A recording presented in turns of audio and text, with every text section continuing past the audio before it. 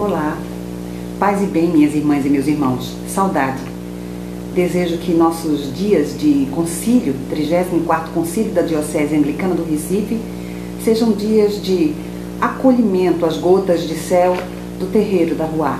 Que nesse momento de preparação possamos cada vez mais nos irmanar em oração, afirmando de quem somos filhas e filhos. E é justamente em nome da nossa Mãe Criadora, Ruá, que cada vez mais eu insisto a afirmar, sobretudo para que nós possamos recuperar uma das possibilidades de metáfora do sagrado em nós, como desde Gênesis 1:2, o Espírito de Deus, Ruá, palavra hebraica, feminina. Vamos orar a esta Ruá. Eu proponho que seja dessa maneira. Conversando certa vez com Luciano Barbosa, lá da Missão da Liberdade em Jaboatão, ele dizia: Lilian, eu tenho observado que quando nós pronunciamos o A, o fato de que é muito característico da língua hebraica, né? Que as palavras sejam onomatopaicas, né?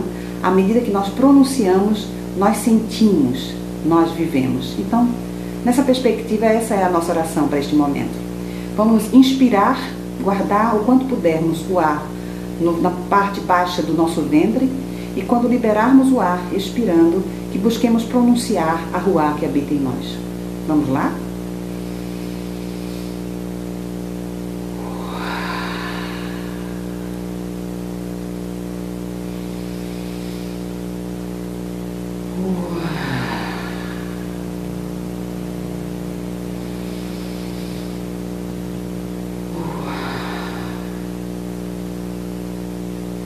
Que esse tempo conjunto de partilha seja, sobretudo, de bênção, de estarmos afirmando-nos filhas e filhos do coração da Ruá e canais seus para colher os seus sopros. Seja essa a nossa oração. Eu convido-nos a que nós leamos o texto que vocês devem estar lendo todos esses dias, não é? Mas vamos pelo menos revisitar alguns versículos do texto que nos embala como preparação para o concílio. Segunda carta a Timóteo, capítulo 1, a partir do versículo 5. Recordo a fé sincera que há em você, Timóteo, a mesma que antes havia em sua avó Lóide e em sua mãe Eunice, e que agora existe em você também, tenho certeza. Por isso mesmo eu lhe recordo, reacenda o dom de Deus que está em você pela imposição de minhas mãos. Pois Deus não nos deu um espírito de covardia, mas de força, amor e prudência. Portanto, não se envergonhe de dar testemunho de nosso Senhor, nem de mim, prisioneiro dele. Ao contrário, com a força de Deus, sofra comigo pelo Evangelho.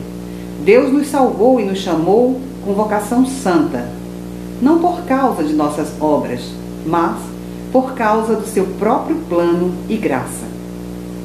Essa graça nos foi concedida em Cristo desde os tempos eternos.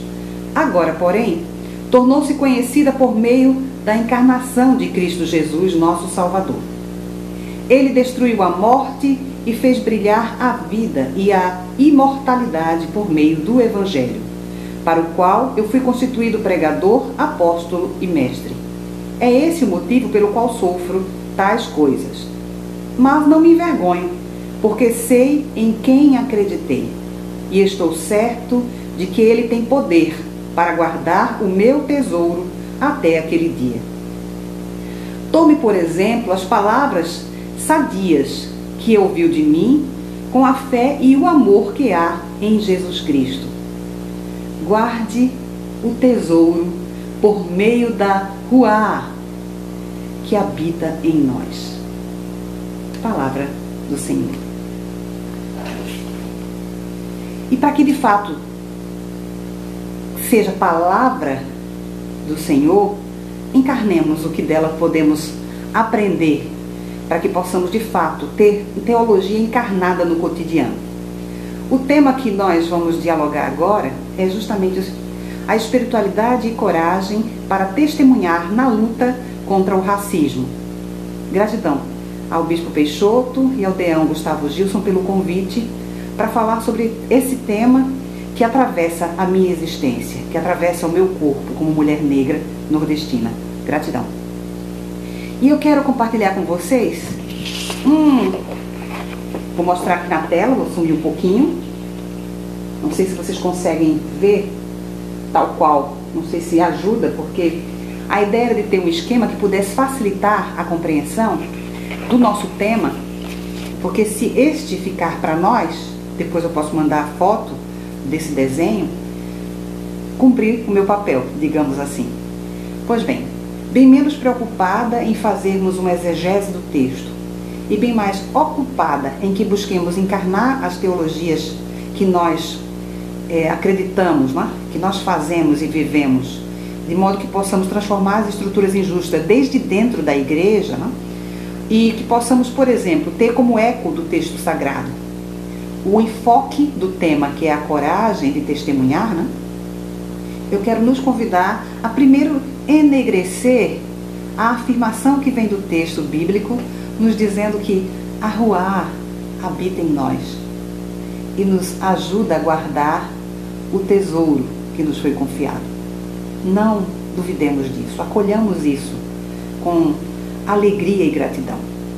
E eu quero nos convidar a nos lembrarmos e afirmarmos a nossa identidade enquanto parcela pequena do povo maior da Ruá, da Igreja de Cristo, que tem como, no seu fazer cotidiano teológico, 3 características fundamentais. Não que isso seja exclusivo do jeito anglicano de ser, mas é algo que a partir de Richard Hooke, o teólogo inglês, nós costumamos dizer que esse fazer teológico pressupõe que nós, que encarnamos a teologia, consideremos as Sagradas Escrituras, a tradição como testemunho vivo de quem já se foi, de quem já fez a sua Páscoa e se antecipou na festa dos céus, e a razão, característica humana que nos deve constranger a que, a partir dos aprendizados que colhemos dos textos sagrados, possamos corporificar em ações,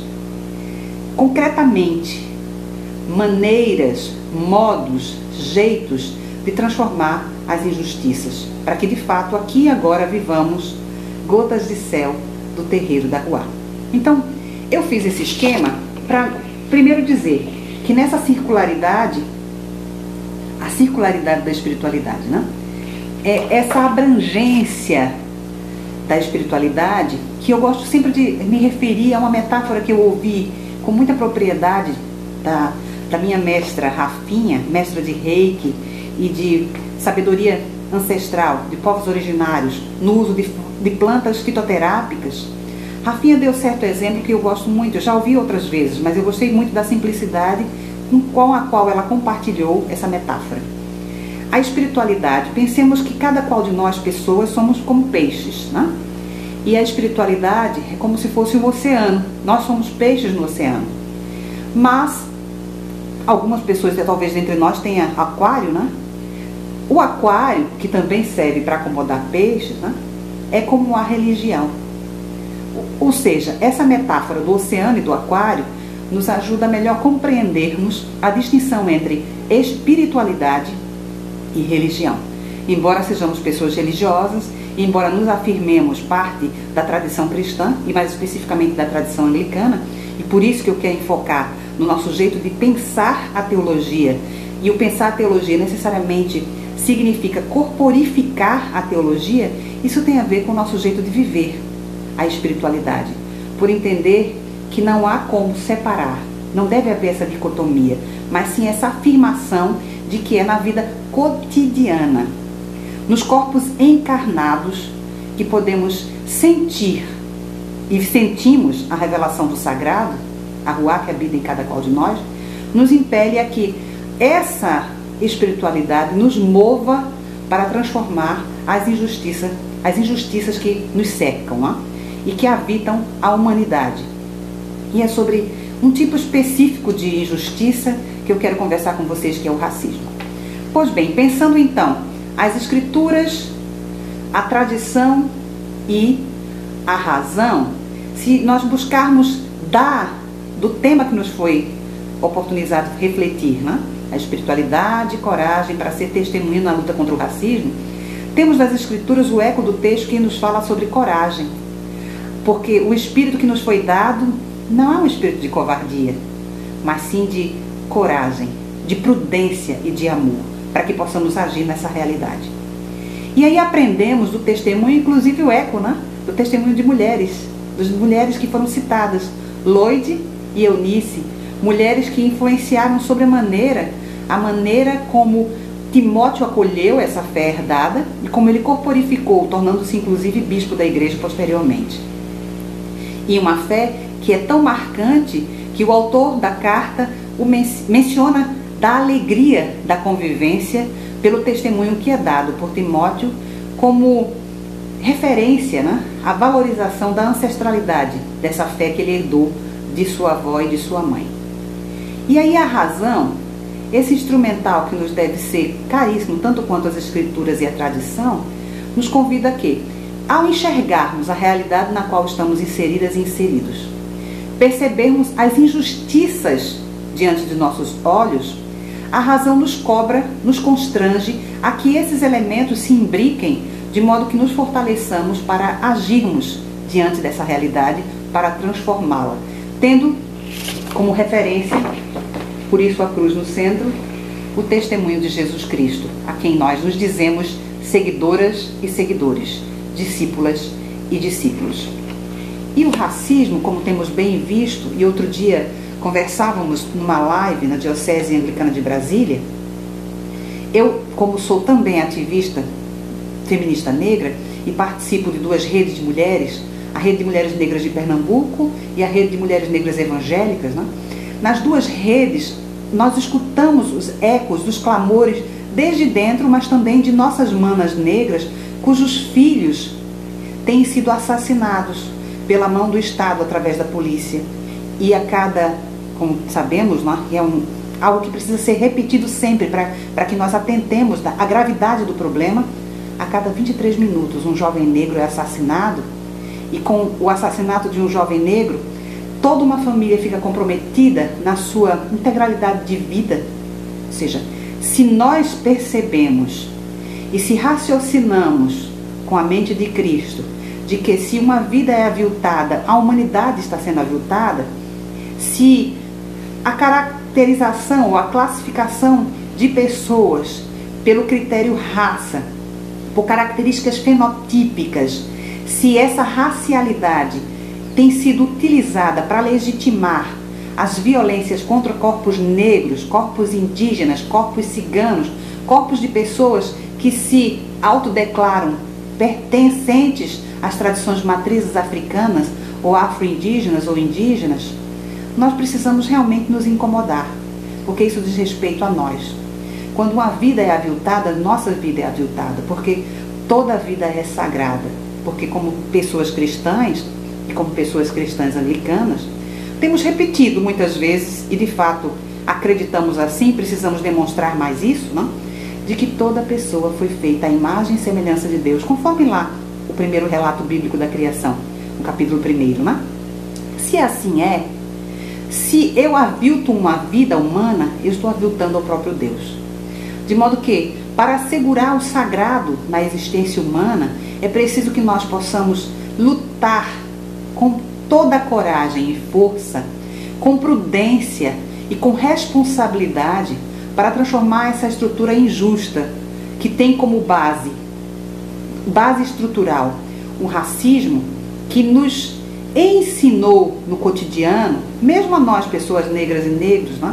Mesmo a nós, as pessoas indígenas, e eu estou me dizendo nós, porque recentemente descobri que também tenho ascendência indígena, e ao retornar ao Nordeste, uma das pesquisas que eu poderei fazer é justamente para confirmar isto.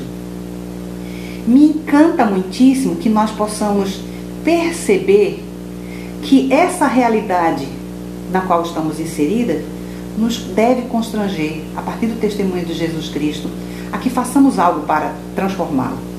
E os instrumentais do nosso fazer teológico nos compromete a que não apenas façamos discurso, a que não apenas escrevamos textos, mas a que nós corporifiquemos nas ações cotidianas, denunciando estas injustiças, mas também propondo, anunciando outras formas de relações humanas, nas quais as pessoas sejam respeitadas e sejam valorizadas por suas diferenças, por nossas diferenças. Diferenças, inclusive, que comumente temos aprendido a partir de nós, como se fôssemos nós a referência da humanidade. Que nós nos enxerguemos diferentes das outras pessoas e que, assim fazendo, busquemos exercitar a alteridade. A alteridade que nós muito bem aprendemos, por exemplo, da filosofia africana Ubuntu, dessa palavra que repetimos muitas vezes e que nestes dias, em especial hoje, que estamos no quinto card da série Enegrecer, do Abraço Negro Pastoral Afro da Diocese Meridional, trouxemos o conceito de Ubuntu a partir do nosso querido irmão arcebispo emérito Desmond Tutu. E Tutu nos diz muito bem, né? Essa afirmação de que eu sou porque somos conjuntamente é o reconhecimento de que quando uma pessoa é violentada, toda a humanidade é violentada. Mas isso não é apenas do ponto de vista retórico, isso deve ser compreendido na nossa encarnação, de modo a que nós nos inquietemos quando percebemos que nos lugares onde estamos não há essa diversidade, porque há um critério de racialidade que delimita até onde algumas pessoas e grupos podem ir ou não. Se nós somos a segunda população no mundo, né? mais negra, inclusive fora da África a mais negra, só perdemos para a Nigéria, como se dá que o Brasil, com essa dimensão continental, em que nós somos maioria, não sejamos maioria nos espaços de poder e decisão? Não sejamos maioria, inclusive, nos espaços de poder e decisão, desde dentro da igreja. Recentemente, por conta de toda essa comoção, quase sempre seletiva, mas a comoção que nos fez, por exemplo, enxergar esse racismo no Brasil como também gritante, embora ele já aconteça desde sempre, nos motivou, enquanto lideranças negras e indígenas da Igreja Episcopal Anglicana do Brasil, a nos reportarmos à Câmara Episcopal e solicitar um pronunciamento oficial de nossa igreja, porque as nossas vidas estão ameaçadas, têm sido ameaçadas, e nós temos sido violentadas e violentados. E aí, por óbvio, agradecemos muitíssimo porque prontamente a Câmara Episcopal emitiu um pronunciamento, e esse pronunciamento nos serve de documento suleador das ações que assumiremos a partir de agora, reconhecendo a luta contra o racismo como uma pauta prioritária. Rendamos graças a Ruá por isso. Pois, como eu dizia, como estou na Diocese Meridional aqui no Rio Grande do Sul, nós há um ano, no dia 25 de julho de 2019, lançamos a Pastoral Afro Abraço Negro, que tem instrumentalizado a Diocese, e não apenas a Diocese, porque geralmente os encontros recentes têm sido mais públicos, via redes sociais, com hermenêuticas feministas e feministas negras, a partir de teologia enegrecida, a partir do diálogo com também os saberes e conhecimentos indígenas, para que nós possamos revisitar os textos bíblicos e, assim fazendo, rever as teologias colonialistas que nós aprendemos, que reproduzimos e perpetuamos e que tem perpetuado e legitimado o racismo estrutural desde dentro de nossa igreja, que tem assumido um racismo institucional que cada vez mais precisa ser denunciado. Estamos nos inícios ainda, celebrando um ano, mas também conosco vivemos a experiência de deflagração de processos de criação de pastoral afro em várias partes da nossa IEAB. Tudo isso para a glória e louvor de quem nos criou como pessoas, filhas e filhos seus. E eu quero com muita alegria agradecer pela escuta qualificada e compartilhar que, como pessoas de fé e oração, eu e Antônio Amaro, meu amado, temos sentido, crido e pedido muitíssimo a Ruá que, aproximando-nos do tempo de vencermos a pandemia e também de assistirmos à queda da quadrilha que está no poder, viveremos no Nordeste em particular, mas em todo o Brasil, um tempo de reconstrução. E no dia 27 de julho estamos voltando para nos somarmos a vocês em Recife, para que possamos conjuntamente pensar ações antirracistas conjuntamente e voltar nossos olhos enquanto instituição e igreja para os povos, para as pessoas, para as comunidades que são mais perseguidas e que têm suas vidas ameaçadas, sobretudo nesse tempo de pandemia e cujas consequências têm sido danosas para a existência da humanidade. Queremos nos somar nesse mutirão, é como nós temos chamado, e desde já dizer: somos porque somos juntas. Ubuntu. Na sequência, eu quero oferecer a vocês uma canção para que vocês possam, conosco, louvar Arruá, a quem dedicamos este diálogo.